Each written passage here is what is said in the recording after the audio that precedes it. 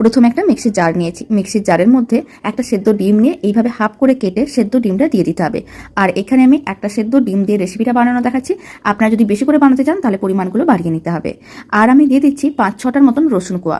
আর আমি দিয়ে দিচ্ছি 50 ml এর মতন সাদা তেল। এবার তেলটা পুরোটাই একসঙ্গে দিয়ে দিতে হবে। বেশি পরিমাণ বানাতে চাইলে ডিমের পরিমাণও বাড়াতে হবে, তেলের পরিমাণও বাড়াতে হবে। তেলটা দেওয়ার পরে এখন আমি দিয়ে দিচ্ছি স্বাদ অনুযায়ী লবণ। খুবই সামান্য পরিমাণ লবণ দিতে হবে, চা চামচের 3/1 আর আমি দিয়ে দিচ্ছি হাফ চামচের মতন নুডলসের মশলা।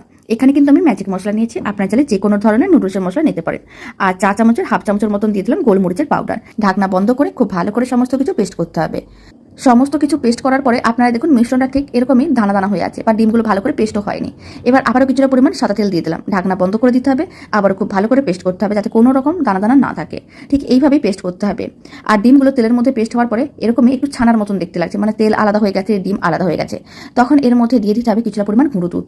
আলাদা করে চিনি দেওয়ার দরকার নেই, গুঁড়ো দুধ দিয়ে দিতে হবে। এখানে আমি 3 চামচের মতন গুঁড়ো দুধ দিয়ে দিলাম। আর গুঁড়ো দুধটাও খুব ভালো করে একসঙ্গে মিশিয়ে নিতে হবে। তারপরে মিক্সির জারের ঢাকনাটা বন্ধ করে দিতে হবে, আবারও সমস্ত কিছু ভালো করে পেস্ট করতে হবে। সমস্ত কিছু ভালো করে পেস্ট করে নিয়েছিলাম, মিশ্রণটা একেবারে মসৃণ হয়েছে। তার মানে বুঝে নিতে হবে দারুণ স্বাদের মেয়োনিজ একেবারেই রেডি। মাত্র 2 থেকে 3 মিনিটের মধ্যে রেডি হয়ে যায় আর খেতেও ভীষণ ভালো হয়। আপনারা এটা স্যান্ডউইচ বা চাউমিন যে কোনো সঙ্গে পরিবেশন করে দেখতে পারেন। 2-3 মিনিটের মধ্যে রেডি হয়ে যায় আর খেতেও বেশ ভালো হয়। ছোট থেকে বড় যে কেউ খুবই পছন্দ করবে।